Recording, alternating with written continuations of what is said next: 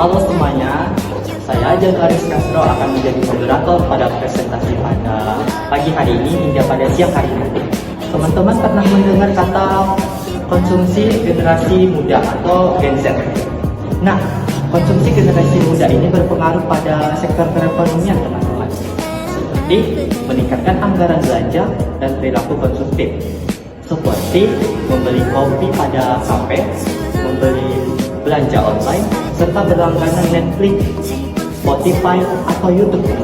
Tanpa berlama-lama lagi, ayo kita saksikan presentasi dari kami. Assalamualaikum warahmatullahi wabarakatuh. Selamat pagi, salam sejahtera untuk kita semua. Berdirinya kami di sini, kami akan menjelaskan mengenai analisis pola konsumsi generasi muda atau generasi Z. Kami dari kelompok 1. Baik, tanpa berlama-lama lagi, kita akan mendengarkan latar belakang dari tugas kami ini yang akan disampaikan oleh Lestari, Anggun Syah Putri, dan saya sendiri Jagaris Castro sebagai moderator. 1. Latar belakang.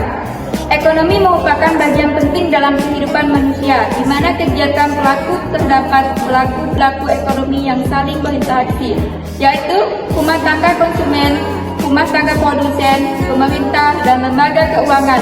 Interaksi antar pelaku inilah yang menjaga roda perekonomian agar terus berjalan.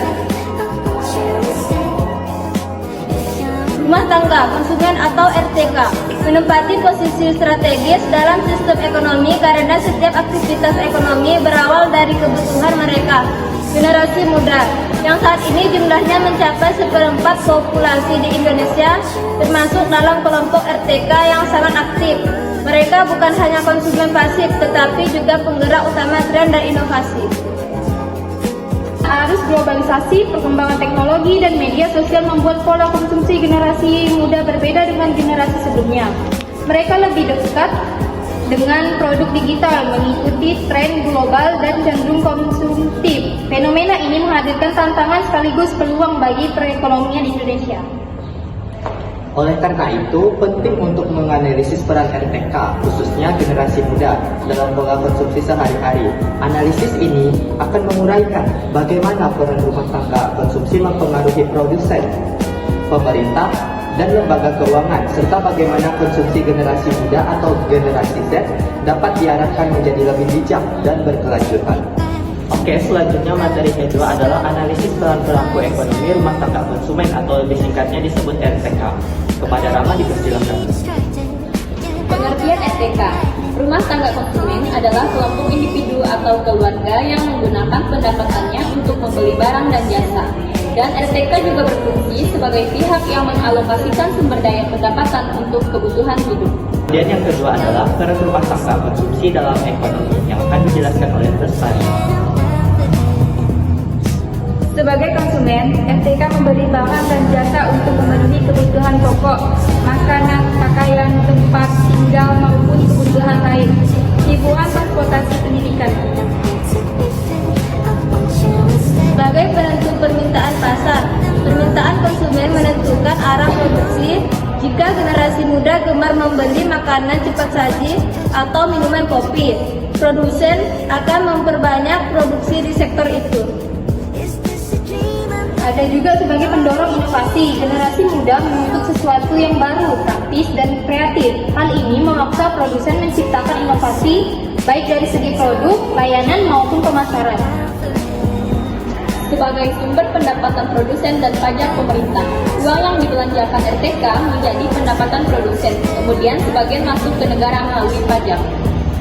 Sebagai subjek pendidikan finansial, rumah tangga konsumsi atau RTK, khususnya generasi muda perlu belajar mengatur keuangan, menabung, dan berinvestasi. Ini penting agar pola konsumsi tidak merugikan diri sendiri. Ada juga faktor yang mempengaruhi pola konsumsi generasi muda, yaitu 1. Teknologi digital, aplikasi e-commerce, dompet digital, dan media sosial memudahkan transaksi sekaligus mempercepat penyebaran tren. Ada juga lingkungan sosial, tekanan teman, sebaya, dan keinginan untuk terlihat kekinian mendorong anak muda membeli produk tertentu. Gaya hidup generasi muda lebih mementingkan pengalaman nongkrong di kafe, traveling dibanding sekedar membutuhkan dasar. pendapatan dan uang kas, kemampuan finansial mempengaruhi tingkat konsumsi.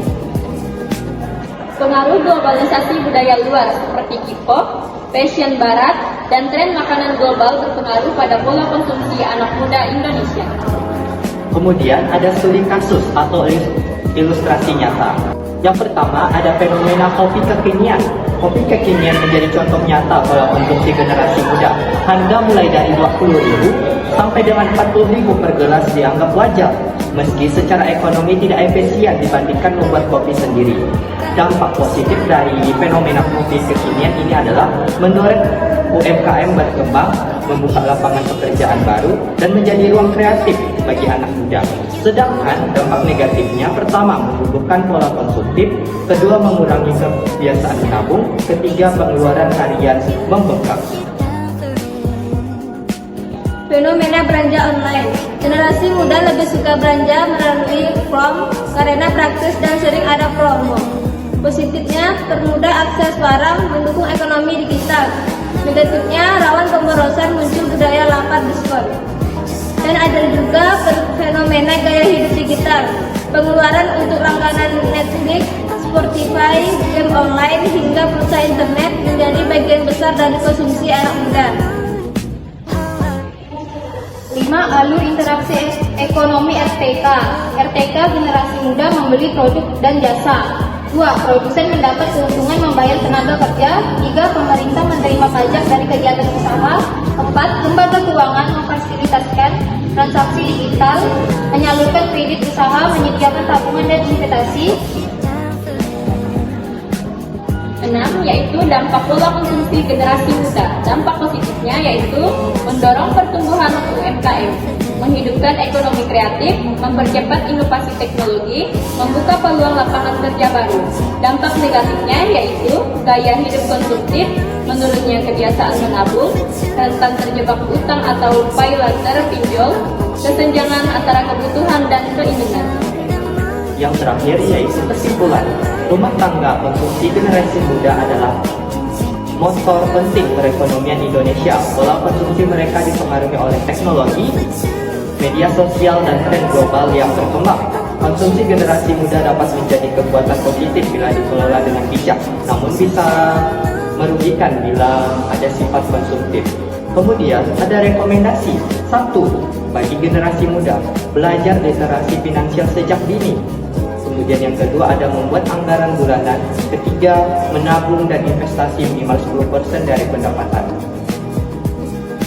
2. Bagi produsen, menyediakan produk yang sehat, berkualitas dan berkelanjutan, mengedukasi konsumen melalui kampanye positif. 3.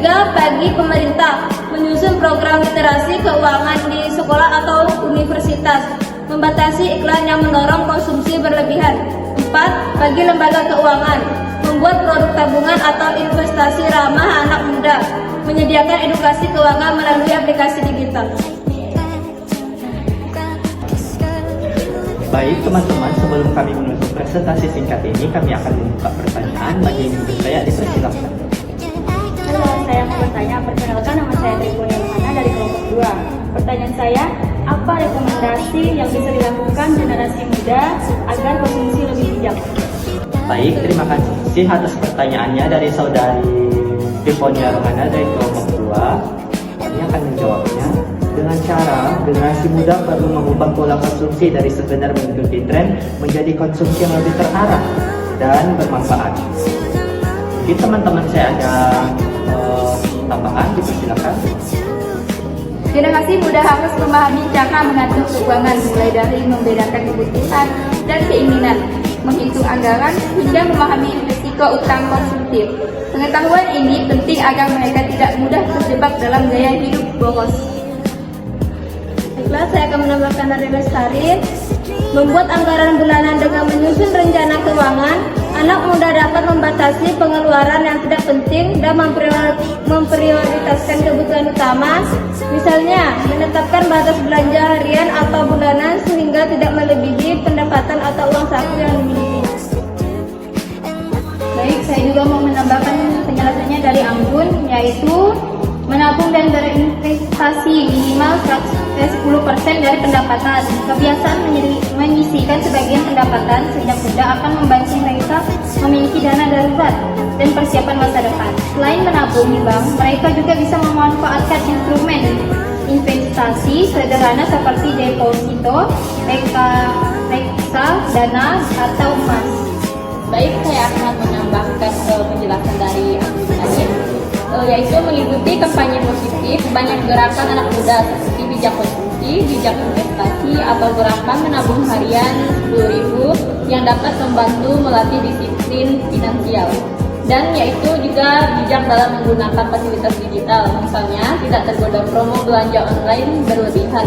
Berhati-hati dalam memakai layanan paylater dan memanfaatkan aplikasi keuangan digital untuk mencatat pengeluaran. Dengan menerapkan rekomendasi dari teman-teman saya, generasi tidak hanya terhindar dari perilaku konsumtif, tetapi juga mampu menjadikan konsumsi mereka sebagai sarana untuk meningkatkan kualitas hidup, sekaligus berkontribusi pada pertumbuhan ekonomi yang sehat dan berkelanjutan. Bagaimana dari Triponia Rohana dari kelompok 2, apakah jelas?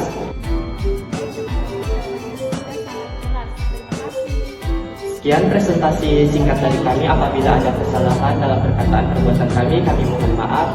Sekian, terima kasih. Wassalamualaikum warahmatullahi wabarakatuh. Selamat siang semuanya.